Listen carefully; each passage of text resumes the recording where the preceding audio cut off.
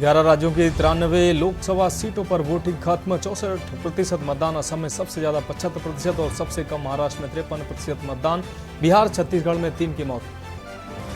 तीसरे चरण में देश के गृह मंत्री समेत कई दिग्गजों की दांव पर लगी साख। अमित शाह, पीएम मोदी समेत कई बड़े नेताओं ने किया मतदान। पीएम मोदी ने महाराष्ट्र के अहमदनगर और मध्य प्रदेश के खरगोन में की जनसभा। पीएम मोदी ने कांग्रेस पर बोला हमला, बोले आतंकियों को बेकसूर बताने पर तुली कांग्रेस। उन्नाव में सीएम योगी ने सपा पर बोला सियासी हमला, बोले चुनाव परिणाम आने दो, उतर जाएगी गुंडों की गर्मी।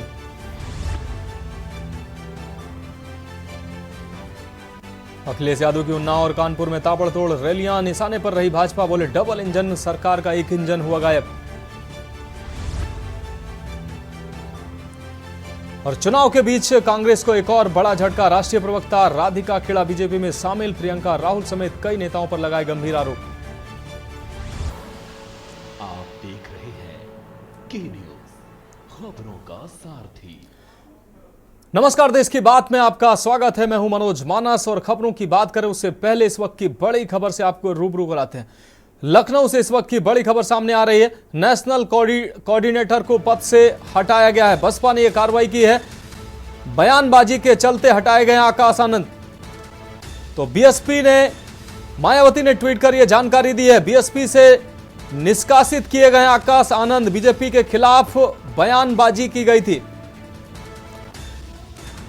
बीजेपी को आतंकवादी पार्टी बताया था, तो अब नेशनल कोऑर्डिनेटर पद से हटाए गए हैं। सीतापुर में जनसभा में दिया था यह बयान। सीतापुर में दर्ज हुई थी आनंद पर एफआईआर। तो मायावती ने भतीजे आकाश आनंद को हटाया है। इस वक्त की यह बड़ी खबर। नेशनल कोऑर्डिनेटर पद से आकाश आनंद हटाए गए हैं। बयानबाजी के चलते हटाए गए आकाश आनंद। आपको बता दें मायावती के भतीजे हैं और बीएसपी के राष्ट्रीय कोऑर्डिनेटर हैं आकाश आनंद। सीतापुर की एक चुनावी जनसभा में भारतीय जनता पार्टी को आतंकवादी पार्टी कहा था और इस बयानबाजी के बाद अब आकाश आनंद पर कार्रवाई की गई है। मायावती ने ट्वीट के माध्यम से यह जानकारी दी है कि आकाश आनंद को नेशनल कोऑर्डिनेटर के पद से हटा दिया गया। सीतापुर में दर्ज हुई थी आकाश आनंद पर एफआईआर। तो लखनऊ से इस वक्त की बड़ी खबर। मायावती ने भतीजे आकाश आनंद को नेशनल कोऑर्डिनेटर के पद से हटाया है। बयानबाजी के चलते हटाए गए हैं आकाश आनंद। इस वक्त की यह बड़ी खबर लखनऊ से अपने दर्शकों को दिखा रहे हैं। मायावती ने ट्वीट कर यह जानकारी दी है। नेशनल कोऑर्डिनेटर के पद से आकाश आनंद को हटाया गया है। बीजेपी पर हमलावर हुए थे और बीजेपी को आतंकवादी पार्टी कहा था आकाश आनंद ने। सीतापुर की एक जनसभा में आकाश आनंद ने यह बयानबाजी की थी, जिसके बाद सीतापुर में एफआईआर भी दर्ज हुई थी। और अब बहुजन समाज पार्टी की राष्ट्रीय अध्यक्ष मायावती ने अपने भतीजे और पार्टी के नेशनल कोऑर्डिनेटर आकाश आनंद पर कार्रवाई की है। बीएसपी के नेशनल कोऑर्डिनेटर के पद से हटाए गए हैं आकाश आनंद। मायावती ने ट्वीट के माध्यम से एक्स हैंडल पर ट्वीट के माध्यम से यह जानकारी दी है। और यह ट्वीट मायावती का विदित है कि बीएसपी एक पार्टी है।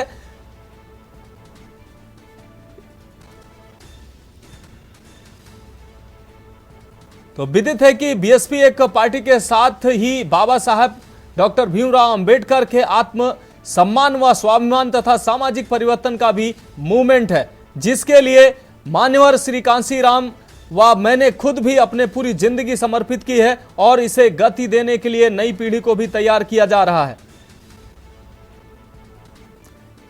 और मायावती का अगला ट्वीट मैं आपको दिखाता हूं। इसी क्रम में पार्टी में अन्य लोगों को आगे बढ़ाने के लिए श्री आकाश आनंद को नेशनल कोऑर्डिनेटर व अपना उत्तराधिकारी घोषित किया था, लेकिन पार्टी व मूवमेंट के व्यापक हित में पूर्ण परिपक्वता आने तक अभी उन्हें इन दोनों अहम जिम्मेदारियों से हटाया जा रहा है।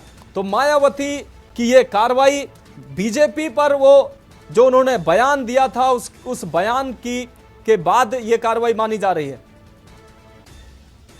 और हमारे साथ अखिलेश सिंह विशेष संवाददाता इस खबर पर ज्यादा जानकारी के लिए हमारे साथ जुड़ गए हैं।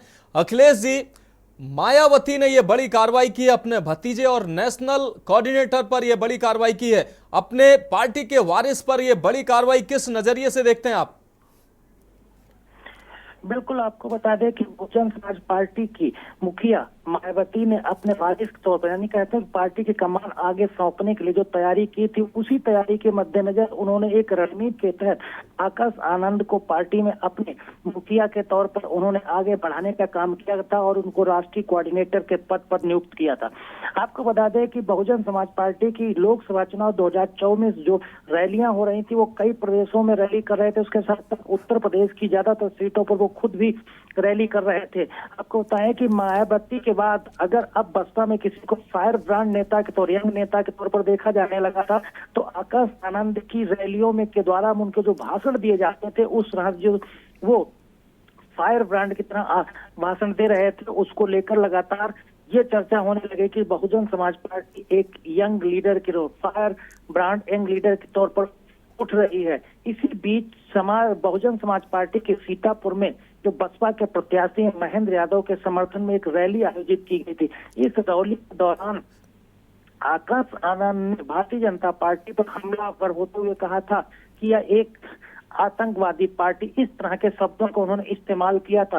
दूसरी आपको बता दें कि उन्होंने एक और यहीं पर विवादित बयान दिया था, जिस विवादित बयान में उन्होंने कहा था कि जो बहुजन समाज पार्टी, बहुजन समाज के जो वोटर्स हैं, उनको चप्पल निकाल कर रखना चाहिए, जूता निकाल कर रखना चाहिए और डंडा निकाल कर रखना चाहिए। जब भी कोई वोट मांगने आए तो उसको जूता, चप्पल और डंडे से मारना चाहिए। इस तरह से वोट की दरकार के साथ उन्होंने इस लाइन को इस्तेमाल किया था।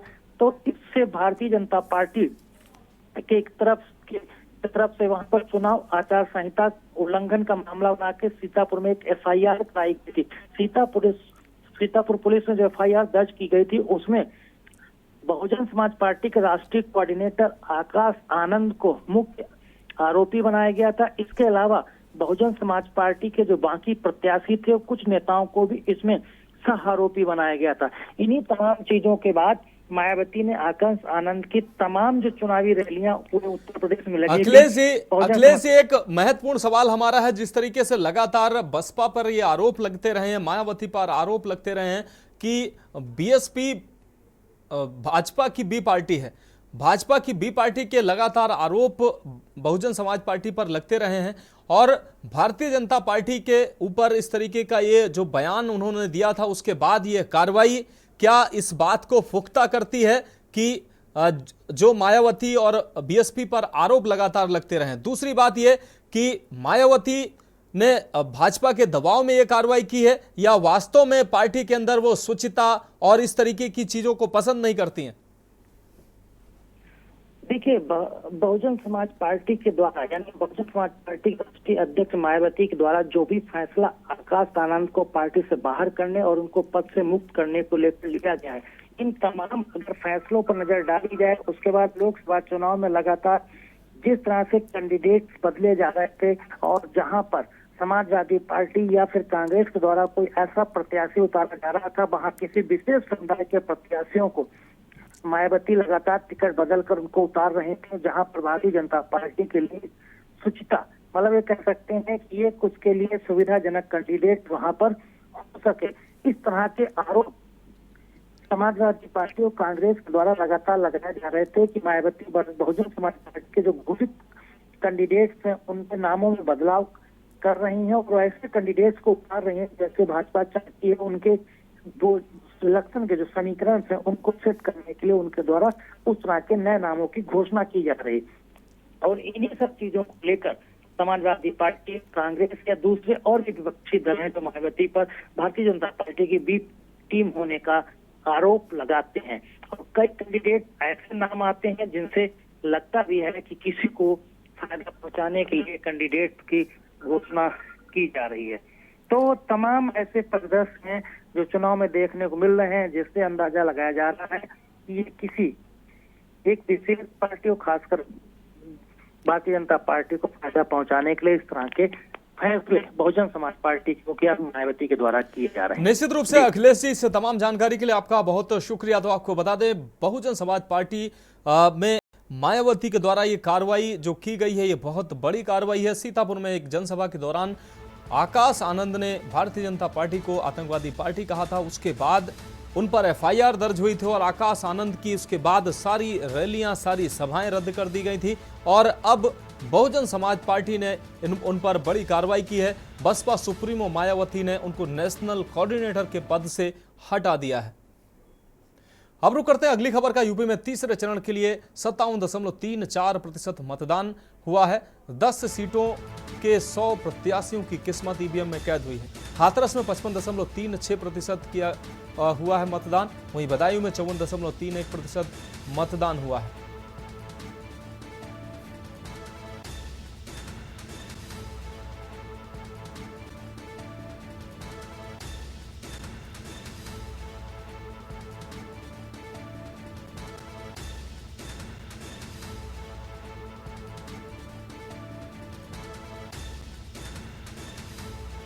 तो एटा में 61.4% मतदान हुआ है।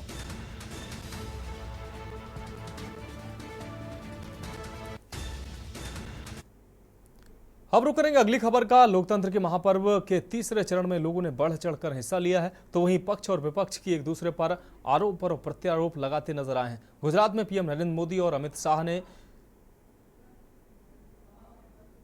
लोगों से मतदान की अपील की, तो वहीं मोदी ने पत्रकारों की सराहना भी की।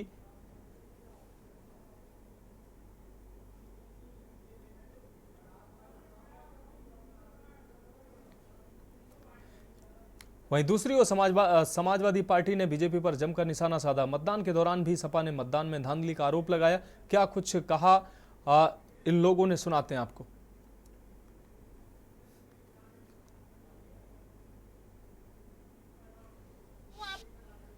साथियों, कांग्रेस तो चुप है, लेकिन आज इनके एक बड़े साथी ने इंडी गठबंधन के इरादों पर मुहर लगा दी। उनके एक नेता जो चारा खाने के कारण जेल में है, जो पशुओं का चारा खा गए, और अदालत ने जिनको सजा दी है, अदालत ने उनको सजा दी है। सुप्रीम कोर्ट तक सबने मान्य किया कि इन्होंने भ्रष्टाचार किया है। ऐसे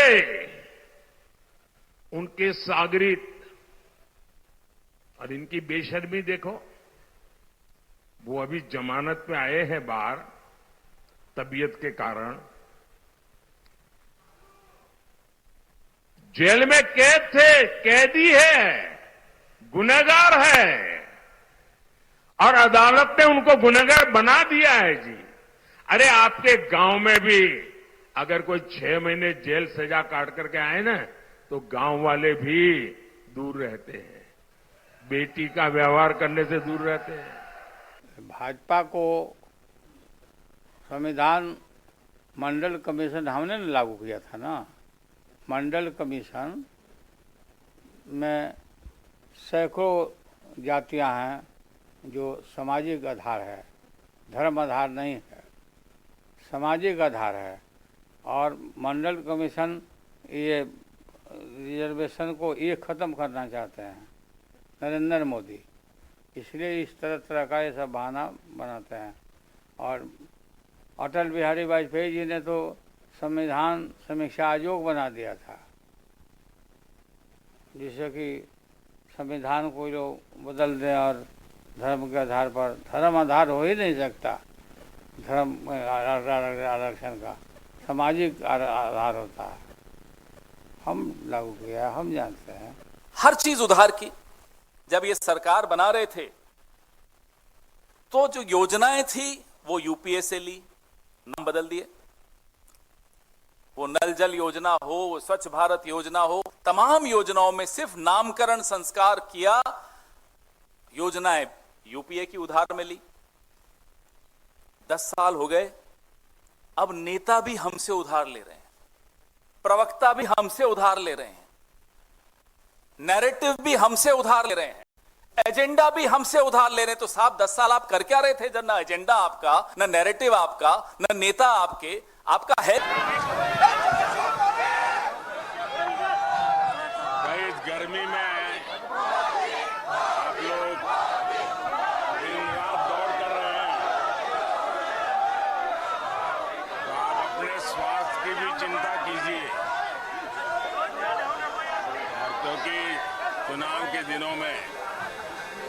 मतदाता साथियों को दिन रात दौड़ना पड़ता है और आज मीडिया की कंपटीशन भी इतनी है कि आपको समय से आगे दौड़ना पड़ता है।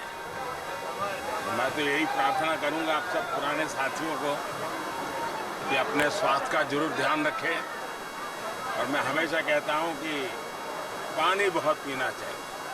जितना ज़्यादा पानी पिएंगे तो आपको बहुत स्वास्थ्य के लिए भी ठीक रहेगा और एनर्जी भी मेंटेन रहती है। आज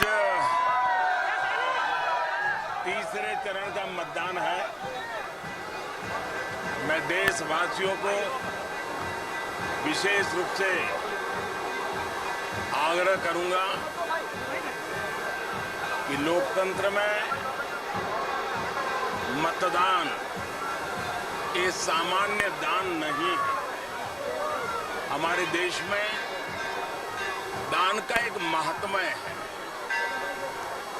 और उसी भाव से देशवासी ज्यादा से ज्यादा मतदान करें। जहां तक गुजरात का सवाल है, करीब करीब 20% वोटिंग 2.5 घंटे में ही गुजरात के मतदाताओं ने समाप्त किया है। मुझे पूरा विश्वास है देश भर में आज जहां जहां मतदान है वो सभी मतदाता और गुजरात के मतदाता एक ऐसी सरकार चुनेंगे जो स्थायित्व भी देगी, सुरक्षा भी देगी, समृद्धि भी देगी, गरीबी से मुक्त भारत बनाएगी। मैं आज के लोकतंत्र के इस पर्व के अवसर पर सभी देशवासियों को बहुत बहुत शुभकामनाएं देता हूं और फिर से एक बार पुरजोश वोटिंग कर लोकतंत्र के इस पर्व में हिस्सा लेने की अपील करता हूं। बीजेपी हारने जा रही है। इस देश की जनता बीजेपी को हारना चाहती है। उनकी हर बात झूठी निकली, हर वादा झूठा निकला और जो आंकड़े उन्होंने दिए हैं वो सब गलत हैं। आप बताइए, उद्योगपतियों के, बड़े लोगों का इन्होंने कर्ज माफ कर दिया। हमारे किसानों का लाखों कर्ज है, वो क्यों नहीं माफ किया? मजदूर की आय के बढ़ाने के लिए क्या इंतजाम किया? जिन मजदूरों ने अपनी जिंदगी लगा दी और बहुत सारे दुनिया में संघर्ष हुआ, तब जाकर के उनके लिए कुछ हक सम्मान मिला, उनको अधिकार मिले, उन अधिकारों को शिथिल कर दिया। ये किसने किया? ये जनता देख रही है सब और दिखाई दे रहा है। इसका सब जवाब इस चुनाव में मिलने जा रहा है। कितना इन्होंने जो लोकतंत्र का ये पर्व है और जनता वोट डालना चाह रही, ये देखिए बीएलओ से पर्चा छेड़ करके पुलिस अधिकारियों ने बदायूं से लेकर के यहाँ मैनपुरी और खासकर हमारे जसवंत नगर में परसेंटेज वोट बढ़ने ही नहीं दे रहे हैं। तो ये 40% जैसे हुआ तो इतनी क्रूरता के साथ उन्होंने यहाँ पर जो वोट एजेंट हैं, अभी सैपई थाने में देख आइएगा, वहाँ वोट डालने जा रहे थे लोग, उन्हीं को पकड़ के बैठा लिया। ऐसा पहले ऐसा तो कभी नहीं हुआ है, पहली बार हो रहा है। और पता चलेगा जब सरकारें बदलेंगी कैसे निष्पक्ष चुनाव होता है और इन अधिकारियों को पता फिर चलेगा कि कैसे निष्पक्ष चुनाव होता है।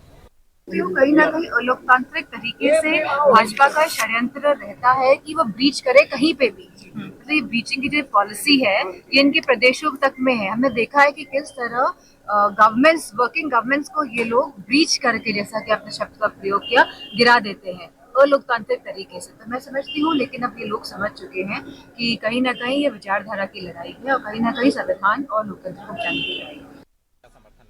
जनता का जबरदस्त समर्थन मिल रहा है, जबरदस्त। आपने देखा होगा हमारे मतदाताओं का कोई परसेंटेज कम नहीं रहा। परसेंटेज कम हो रहा है बीजेपी के मतदाताओं की वजह से। बीजेपी अपनी ही सरकार से निराश है। ये कोई मुद्दा नहीं। सरकार ने ट्वीट किया था क्या जब डीएम एसएसपी से सरकार उम्मीद करने लगे तो उसका पतन तय है। हाँ, तय। भाई जनता, कोई चुनाव जनता जिताती है, पार्टी के कार्यकर्ता जिताते हैं कि डीएमएसपी जिताते हैं। जब लोग डीएमएसपी भरोसा करने लगे समझे गई कर पार्टी। वोटर प्रभावित किए जा रहे हैं। वोटर प्रभावित किए जा रहे हैं। चलिए, वोटर प्रभावित करने की हर पार्टी कोशिश करती है, वो कोई बात नहीं। अपनी अब रुक करेंगे अगली खबर का। खबर सिरसा से है, जहां डबवाली के गोरीवाला में सिरसा से भाजपा प्रत्याशी अशोक तंवर के समर्थन में हरियाणा के मुख्यमंत्री नायब सिंह सैनी ने विजय संकल्प रैली के माध्यम से सभा को संबोधित किया।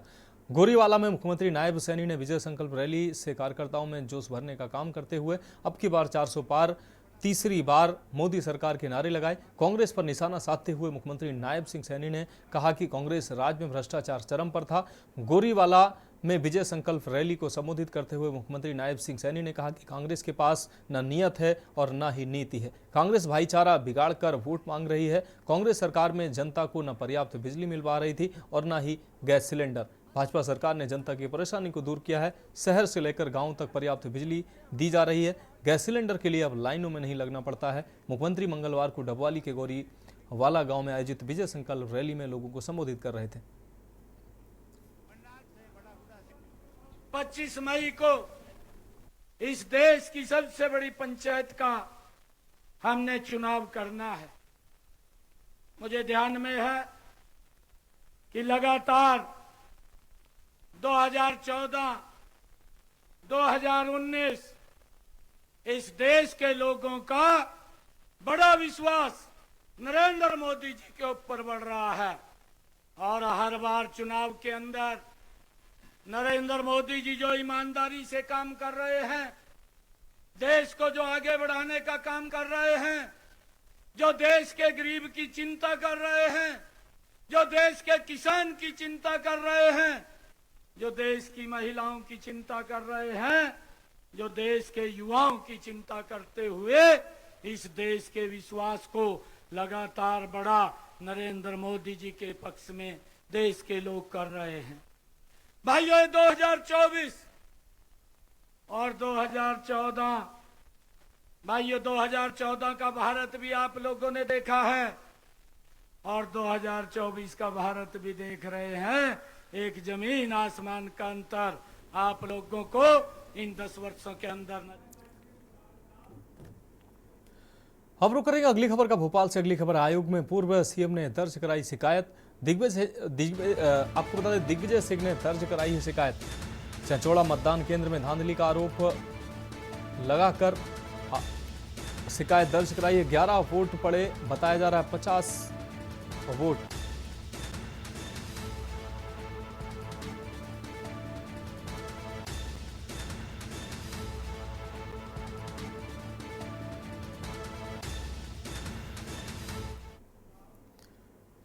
अब रुक करेंगे अगली खबर का। मुरैना से अगली खबर। बसपा समर्थकों ने मतदान केंद्र पर प्रदर्शन किया है। बीएसपी समर्थकों ने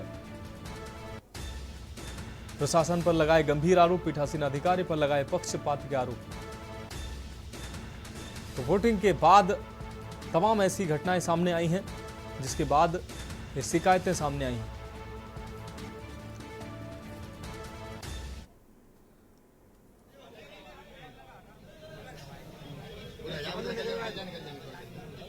उस वक्त तो उनसे नहीं पूछा काय के लिए आना है लाइन में। सुबह में अपने टाइम के हिसाब से जो है, क्योंकि हम तो व्यापारी बनिए आदमी है, सब चीज का पालन करते हैं, तो मैं यहाँ आ गया। यहाँ आने के बाद उन्होंने जो है वो दोनों प्रत्याशी बुला के मेरे को बैठा दिया। मेरे को ये नहीं बताया तुमको काय के लिए बैठा दिया। मैं कोई ऐसे उसमें से नहीं आता हूँ कि जो कोई झगड़ालू प्रवृत्ति के लोग हों। हम तो बनिया व्यापारी लोग हैं। हमारे ऊपर कोई आज तक ऐसा वो नहीं है लगा हुआ कि आरोप पे हम लोग दंगा करवाया हो, कहीं झगड़ा किया हो, कहीं मारपीट की हो, कोई ऐसे केस हो हम पे। फिर मेरे को यहाँ बुला के बैठा दिया। अब यहाँ बुला के बैठाने के बाद में अब मैं चूंकि अपना नया चुनाव लड़ रहा हूँ, मेरे पास में कोई नेता नहीं है, कुछ नहीं है। मैं अपने पूरे चुनाव में बीएसपी के जो नेता हैं उनके अलावा मेरी जो टीम है उसके ऊपर मैं अकेला नेता हूँ। तो तुमने मेरे को यहाँ ला के बैठा दिया, मेरी पूरी टीम बिखर गई। दिन भर में खाने सब जगह से मेरे को फोन आ रहे हैं कि यहाँ फर्जी वोटिंग हो रही है, यहाँ फर्जी वोटिंग हो रही है। मैं यहाँ बैठा हूँ, मैं क्या संभालूंगा इसको। रुक करेंगे अगली खबर का। मंडला से अगली खबर। आंधी तूफान से जनजीवन अस्त व्यस्त नजर आया। जिले में कई जगह पर हुई है तेज बारिश। रामनगर में गिरा पीपल का पेड़, एक महिला की मौत हुई है। इस दौरान 24 लोग घायल भी हुए हैं। तो रामनगर में पीपल का पेड़ गिरा है, इस दौरान एक महिला की मौत हुई, जबकि 24 लोग घायल हुए हैं। आंधी तूफान से आम जनजीवन अस्त व्यस्त नजर आया। मंडला से इस वक्त की अहम खबर। जिले में कई जगह हुई है तेज बारिश। रामनगर में गिरा पीपल का पेड़, एक महिला की इस दौरान मौत हुई है और 24 अन्य लोग घायल हुए हैं।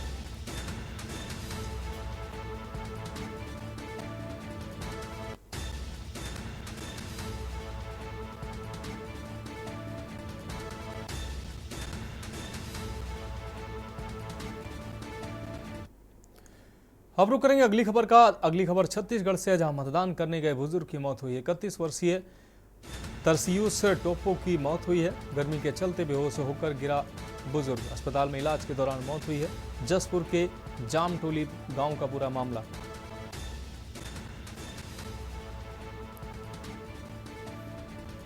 तो अस्पताल में इलाज के दौरान मृत घोषित किया गया। जसपुर के जामटोली गांव का यह पूरा मामला है।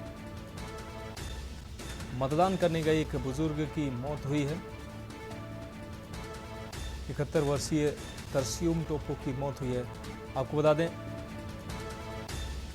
देर शाम वोटिंग के दौरान इनकी मौत हुई है।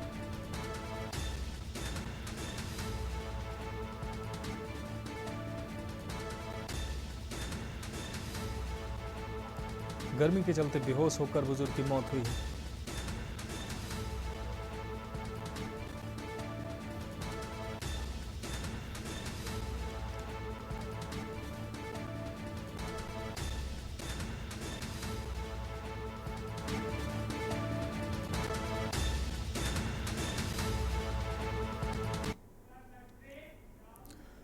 तो खबरों में रुकेंगे, एक ब्रेक के लिए जल्द हाजिर होंगे।